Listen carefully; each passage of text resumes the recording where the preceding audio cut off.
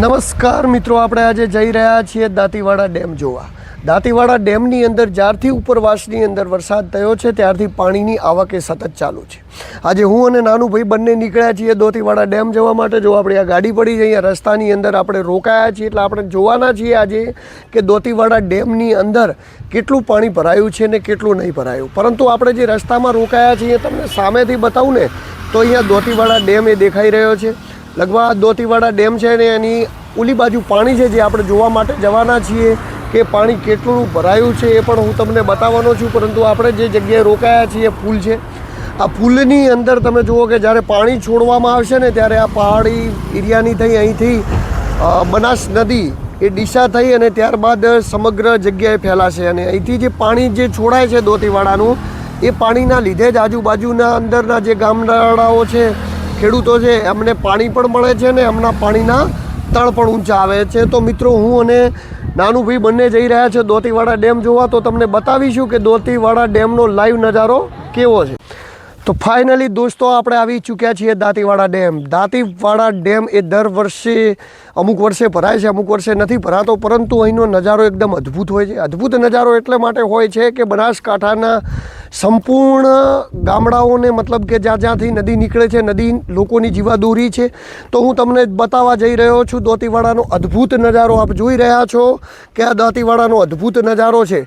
Dam છેક સુધી ડેમની અંદર પાણીની આવક છે અને આ બાજુ આપ જોઈ રહ્યા છો તો પાણી હજી જેવું જોટે એટલા પ્રમાણમાં તો નથી આવ્યું, પરંતુ તેમ છતાં પણ ખૂબ જ આવક છે. હવે ડેમ જો સંપૂર્ણપણે ભરાય, આની સપાટી ખૂબ જ ઊંચી આવે ત્યારબાદ જ આ ડેમની અંદરથી પાણી એ છોડવામાં આવે છે. ને જે છોડવામાં આવે છે જગ્યા પણ હું તમને બતાવી દઉં તો આ બાજુ જવાનો રસ્તો છે. આ બાજુથી આગળ આપણે જઈશું તો ડેમ આવશે અને આ બાજુ છોડાશે. અને જે સામે તમને જે સ્થળ દેખાઈ રહ્યું છે એ સ્થળ હું તમને બતાવું અહીંથી ઝૂમ કરીને. જે પુલ ઉપર આપણે ઊભા રહીને હમણાં આવતા હતા એ જ પુલ છે. ત્યારબાદ આ બાજુથી રસ્તો છે, આ બાજુથી દાંતીવાડાના ડેમ તરફ અવાય છે. એટલે કે આપણે ગાડી થોડી આગળ જ છોડવી પડી, કારણ કે ત્યાંથી જે ગેટ લગાવેલો છે, આપ જુઓ તો ગેટ લગાવેલો છે, તો એ ગેટથી આગળ ગાડી નથી આવવા દેતા. એટલે ત્યાં છોડીને આપણે આવ્યા છીએ. અહીંયા ઘણા બધા લોકો આપણી જેમ ડેમ જોવા આવે છે, એમના જોડે પણ આપણે વાતચીત કરીશું. તો મિત્રો, દાંતીવાડાની અંદર અદ્ભુત વસ્તુ હું તમને બતાવી રહ્યો છું. આપણે જ્યાં પુલની ઉપર ફરી રહ્યા છીએ, આ પુલ તમે અહીંયા ફરવા આવ્યા હો તો તમારા માટે મસ્ત જગ્યા છે ફરવા માટેની. એટલે કે કોઈ પણ પર્યટન અહીંયા ફરવા આવ્યા તો એમના માટે અહીંયા બેસવું હોય તો એની મસ્ત જગ્યા છે. જો આ બાજુ તમે જુઓ તો એકદમ તમને દેખાઈ રહ્યું છે આખી આ જે નદી છે, આની અંદરથી જ્યારે ડેમ ભરાય છે ત્યારે એનો પ્રવાહ વહે છે. કેટલી બધી હરિયાળી થઈ ગઈ છે અત્યારે વરસાદના કારણે. અને આપણે જે જગ્યાએ આવ્યા છીએ આ જગ્યા વચ્ચોવચ્ચ છે. આ બાજુ પણ તમે જુઓ તો એકદમ હરિયાળી અને ડેમ છે. અને ડેમથી જે પાણી જે છે એ નદી આ બાજુ છોડવાની છે. અંદર જોઈ શકો છો તો આ વચ્ચે જે બનાવેલું છે આપણે એ એટલા માટે બનાવેલું છે કે આ જગ્યાએ તમે હરી શકો છો, ફરી શકો છો. ફરવા આવ્યા હો તો તમે ટાઈમ અહીંયા વિતાવી શકો છો. અહીંયા બેસી અને તમે અદ્ભુત નજારાની મોસમ પણ માણી શકો છો. મિત્રો, આપણે જઈ રહ્યા છીએ ડેમ તરફ. આ ડેમ છે એટલે ડેમ ભરાયેલો છે, પરંતુ ડેમનો જે મેન દરવાજા છે એ આગળની તરફ છે, તમને બતાવવા હું લઈ જઈ રહ્યો છું.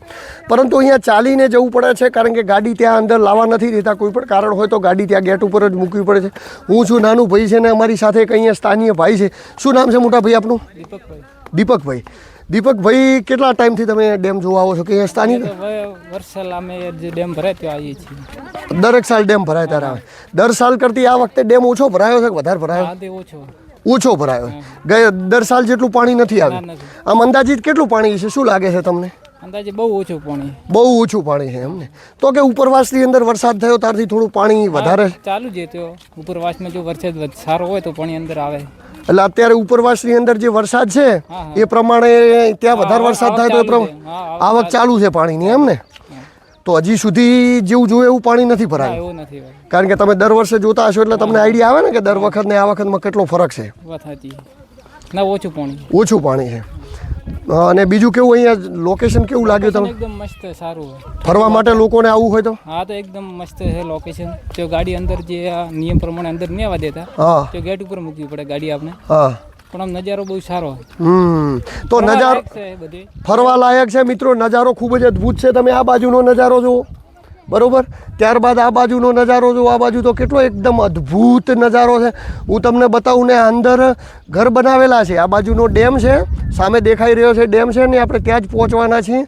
અહીંયા ઘર બનાવેલા છે ને અંદર તમે જુઓ નદીની અંદર એકદમ હરિયાળી છે અને અંદર ભેંસો ને ગાયો ને એવું બધું ચરી રહ્યું છે. મિત્રો અહીંયા રહેવાવાળા લોકોનું જીવન કેવું હશે એ તો તમે વિચારો જરા, કેટલું અદ્ભુત જીવન હશે લોકોનું. મિત્રો ફાઇનલી આપણે આવી ચૂક્યા છીએ દાંતીવાડા ડેમ ઉપર ને તમે જોઈ શકો છો કે ડેમની અંદર પાણીની આવક ચાલુ છે, પરંતુ જેવું જોઈએ એ પ્રમાણેની અંદર આવક ચાલુ નથી. આપણને હું તમને ડેમ બતાવી રહ્યો છું, નીચે ભરેલું પાણી પણ બતાવી રહ્યો છું, પરંતુ આપ જોઈ શકો તો આ જે ડેમની અંદર પાણી જે આવી રહ્યું છે એની આવક એટલી બધી નથી જેટલી દર વર્ષે આ ડેમ ભરાતો હતો. પરંતુ જો ચોમાસું સારું રહે અને ઉપરવાસ એટલે કે રાજસ્થાનની અંદર વરસાદ થાય તો આ ડેમની અંદર પાણી આવી શકે છે. તો આ ડેમ જ્યારે ભરપૂર ભરાય છે ત્યારે ડેમને છોડવામાં આવે છે એ દિશા હું તમને બતાવી રહ્યો છું. એ ઘણા બધા પર્યટનો જોડવા આવતા એ આ બાજુ છોડવામાં આવે છે. હવે આ ડેમ જે બનાવેલો છે, કેવી રીતે બનાવેલો છે, શું બનાવેલો છે એ પણ હું તમને બતાવું. તો આ ડેમ આપ જોઈ શકો છો, સામે એક ઝરણા જેવી વસ્તુ જે છે જ્યાંથી પાણીનું વહીવટ થઈ રહ્યો છે, અને જે કેનાલ જે જઈ રહી છે એ કેનાલ અહીંયા આજુબાજુના ગામડાઓને સિંચાઈ માટે મુખ્ય ધારાને જોડતી કેનાલ છે. આ ડેમનું બાંધકામ એ 1965ની અંદર પૂરું કરવામાં આવ્યું હતું ને આ ડેમને બનાવવા માટે એટલા માટે બનાવવામાં આવ્યો હતો કે આ ડેમથી મુખ્ય ધારામાં ખેડૂતોને સિંચાઈ અને સિંચાઈ માટેનું પીવા માટેનું પાણી આવી શકાય. આ ડેમની ઊંચાઈ એટલે કે આ ડેમ જે દેખાઈ રહ્યો છે 61 મીટર ઊંચો છે અને આ બાજુથી આપણે જોઈએ તો ડેમની પહોળાઈ છે લગભગ 4800 મીટરની એની પહોળાઈ છે. અને આ ડેમને બાંધવા માટે 1965ની અંદર લગભગ એવું સમજી લો 133 કરોડ રૂપિયાનો ખર્ચો આવ્યો હતો. પરંતુ તમે જુઓ કે 65ની અંદર બંધાયો તો 35 અને 25 એટલે 70 વર્ષ થયા, છતાં પણ ડેમ એમનો એમ અડીખમ છે. એટલે તમે વિચાર કરો કે જે તે સમયના કામકાજો કેટલા મજબૂતાઈથી થતા હતા. અને મેં તમને આ બતાવ્યો મિત્રો જે ડેમ. મિત્રો આ અશોક સ્તંભ છે ને ત્યારબાદ આપ જોઈ રહ્યા છો તો આ બાજુથી ડેમની અંદર પાણી આવી રહ્યું છે ને એ પાણી જઈ રહ્યું છે એ આ બાજુ જઈ રહ્યું છે, જ્યાં ઘણા બધા લોકો એટલે કે ઘણા બધા પર્યટનો આવેલા છે ને આ એ જ કેનાલ છે જે આજુબાજુના લોકોને સિંચાઈ માટે પાણી પૂરું પાડે છે. અહીંયા ફરવા માટે આવેલા છે, ફોટો પાડી રહ્યા છે. ત્યારબાદ આ જ્યારે ડેમ ખોલવામાં આવે છે ત્યારે આ પાણીને નિકાલ કરવા માટેની જગ્યા છે જ્યાં થઈને પાણીનું આવરણ એ બનાસ નદી તરફ જાય છે. અને બનાસ નદીને જોડતો આ ડેમ દાંતીવાડાનો ડેમ આપ જોઈ શકો છો. આ અદ્ભુત ડેમનો નજારો. આ ડેમ એ લગભગ ખાસો એવો ઊંડો છે, એટલે કે 41 મીટરની ઊંચાઈ છે. ત્યારબાદ 4800 મીટર લાંબા આ ડેમની અંદર પાણીની આવક એટલી બધી છે નહીં તો આ જગ્યાએથી અત્યારે પાણી છોડવામાં આવે છે. જે આ જગ્યાઓ છે, આ દરવાજાઓ છે ડેમની અંદર જે હું તમને બતાવી રહ્યો છું. આ ડેમના દરવાજાઓ ખોલવામાં આવે છે અને જ્યારે આ ડેમના દરવાજાઓ ખોલવામાં આવે છે જેને ખોલવા માટેની આપણે આ રીત પણ તમે જોઈ શકો છો. દરવાજા ખુલે ત્યારે જે તમને આ દેખાઈ રહ્યું છે આ બધી જગ્યાએથી પાણીનું વહેણ એ આ બાજુ તરફ જાય છે ને અહીંયા થઈને પછી બનાસ નદી ડીસા ત્યારબાદ પાટણ થઈને સમગ્ર બનાસ નદીની અંદર આ ડેમના પાણીનું વહેણ થાય છે. મિત્રો તો આ ડેમની સપાટી માપવા માટેનું બનાવેલું છે જે અહીંયા 174 મીટરે અત્યારે પાણી છે આપણે જોઈ રહ્યા છો. જે 175 મીટર, 77 મીટર, ત્યારબાદ 79, 81 અને એમ કરતાં કરતાં જ્યારે 84 મીટરે પાણી જાય છે 85 મીટર આજુબાજુ ત્યારે પછી આ ડેમને ખોલવામાં આવે છે. ત્યારે આ ડેમ ખુલે છે ને ત્યારબાદ આ બાજુ પાણી જાય છે.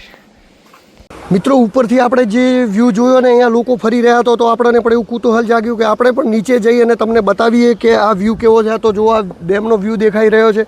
ત્યારબાદ આપણે નીચે જઈ રહ્યા છીએ. અહીંયા સામે બધા લોકો ફરી રહ્યા છે ને ઉતરવા માટેની સીડીઓ અહીંયા બનાવેલી છે. આપ જુઓ તો આ બાજુથી ડેમની અંદરથી ઉતરીને ઘણા બધા લોકો આવી રહ્યા છે ને એવી જ રીતે અહીંયા આવાય છે ફરવા માટે. તો આપ જોઈ શકો છો.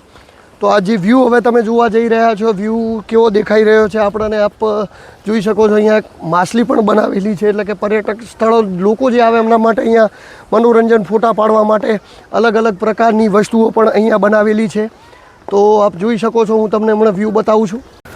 તો મિત્રો આપણે નીચે આવ્યા હતા અને અહીંયા મસ્ત મજાની મકાઈ મળે છે. મકાઈ એ પણ કેવી ખબર છે? બાફેલી મકાઈ છે. બાફેલી મકાઈ ખાવાની મજા જ અલગ આવે. એના ઉપર અલગ મસાલો લગાવેલો છે. હું નાનું ભાઈ અહીંયા આવ્યા છે. ડોડા અમારા બંને માટે તૈયાર થઈ રહ્યા છે અને અમે અત્યારે મકાઈની મજા લેવાના છે. એટલે જો તમે અહીંયા આવો તો મકાઈ પણ અહીંયા સરસ મજાની મળે છે અને એકદમ ટેસ્ટી હોય છે. બરાબર, એકદમ મસ્ત ટેસ્ટી હોય છે. એટલે ક્યારેક આવો તો અહીંયા મકાઈવાળા ભાઈ છે. ભાઈ શું નામ તમારું? દશરથભાઈ. દશરથભાઈ. અને ક્યાં રહો છો? ક્યાં રહો છો? અહીં દાંતીવાડા છે. દાંતીવાડા જ રહો છો. કેટલા ટાઈમથી અહીંયા મકાઈઓ વેચો? અહીંયા તો 3-4 વર્ષ છે. 3-4 વર્ષ છે. તો 3-4 વર્ષથી અહીંયા મકાઈ વેચે ને એકદમ મસ્ત મકાઈ બનાવે છે, બરોબર. તમે એકવાર અહીંયા આવો તો દાંતીવાડા ડેમ જો આપણે ડેમ દેખાઈ રહ્યો, ડેમ ફરવા માટે આવો તો દશરથભાઈની મકાઈનો આનંદ તમે જરૂરથી માણજો.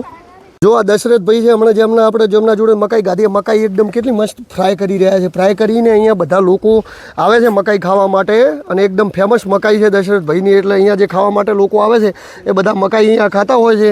તો દશરથભાઈ અહીંયા 4 વર્ષથી મકાઈ વેચવાનું કામકાજ કરે છે મિત્રો. તો આપ આવો તો ડેમની એકદમ બાજુની અંદર જ દશરથભાઈ રહે છે. ચલો ભાઈ મળીએ. મિત્રો આપણે આવી ચૂક્યા છીએ ડેમ. તો આ એ ડેમ છે જે દાંતીવાડા ડેમની વાતચીત હવે તમને અત્યાર સુધી કરી. એનો ફાઇનલી વ્યૂ તમે જુઓ, કેટલું સુંદર લાગી રહ્યું છે. આ ડેમની અંદર પાણી હજી ભરાયું નથી એટલે છોડાયું નથી. બાકી આ ડેમની અંદર અહીંયા ફરવા આવતા લોકો માટે આ એકદમ જોવાલાયક સ્થળ પણ છે અને અહીંના ખેડૂતો અને આજુબાજુના લોકો માટે રોજીરોટીનું સાધન પણ છે આ ડેમ. જો આ જે ઝરણું હું તમને હમણાં વિડીયોની અંદર બતાવતો હતો, વોટરફોલ છે, એનું પાણી પડી રહ્યું છે નદીની અંદર ને નદીની અંદર જઈ રહ્યું છે. અહીંયા લોકો સેલ્ફી પોઈન્ટ પર છે, સેલ્ફી પણ લે છે. ને આ જે કેનાલ મેં તમને હમણાં ઉપરથી બતાવી હતી, આ એ જ નદીમાંથી નીકળતી કેનાલ છે જે ખેડૂતોને સિંચાઈ માટે એવું કહેવાય છે કે છેક પાટણની નદી છે, બનાસ નદી, ત્યાં સુધી આ કેનાલનું પાણી જઈ રહ્યું છે. અને આપણે જે જઈ રહ્યા છીએ મિત્રો, અમે બંને ભાઈ હવે અહીંથી નીકળ્યા છીએ અને જેમ જેમ આપણે મતલબ અહીંથી જશું તો એ રીતે આપણને બતાવતા રહીશું. તો મિત્રો આપણે હવે અહીંથી નીકળ્યા છીએ અને આ દાંતીવાડા ડેમ હતો જે ફરવા મેં અને નાનું ભાઈ તમને આવ્યા હતા, તમને બતાવ્યું. જો આપણે અહીંયા જે ઊભા છીએ કેનાલ ઉપર, આ પણ કેટલું સરસ મજાનું લોકેશન છે. આ બાજુ પણ કેટલું સરસ મજા. તો આ દાંતીવાડા ડેમ છે. જો તમે દાંતીવાડા ડેમ ફરવા આવતા માગતા હો તો બનાસકાંઠા જિલ્લાની અંદર દાંતીવાડાથી બાજુમાં 1 કિલોમીટર જ દાંતીવાડા ડેમ આવેલો છે. એટલે જો તમે અમદાવાદ બાજુથી આવતા હો તો પણ ચંડીસર, અને ત્યારબાદ આ બાજુથી દિયોદર બાજુથી કે કોઈ પણ બાજુથી આવતા હો તો પણ તમારે ચંડીસર આવીને દાંતીવાડા બાજુમાં વળી જવાનું છે. અને જો તમે રાજસ્થાન બાજુથી આવતા હો તો તમે પોથાવાડા થઈને દાંતીવાડા આવી શકો છો. એટલે કે એક્ઝિટ તમારે પહેલું દાંતીવાડા આવવાનું છે અને ત્યારબાદ ત્યાંથી 1 કિલોમીટર દાંતીવાડાનો ડેમ છે. અને અદ્ભુત ડેમ જોવા માટે મિત્રો આવજો. ચોમાસાની અંદર આ ડેમની અંદર ખૂબ જ સુંદર પ્રકારના નજારા હોય છે. ખૂબ જ પર્યટકો અહીંયા આવે છે અને આ ડેમની મુલાકાત લેતા હોય છે. તો નમસ્કાર, રામ રામ, હું છું દિલુ ચૌધરી. અને મિત્રો જો તમને મારા વિડીયો ગમતા હોય તો મારી ચેનલ લાઇક, સબસ્ક્રાઈબ, ફોલો કરીને મને સપોર્ટ કરતા રહેજો, જેથી હું આપણા માટે આવા અદ્ભુત વિડીયો બનાવતો રહું.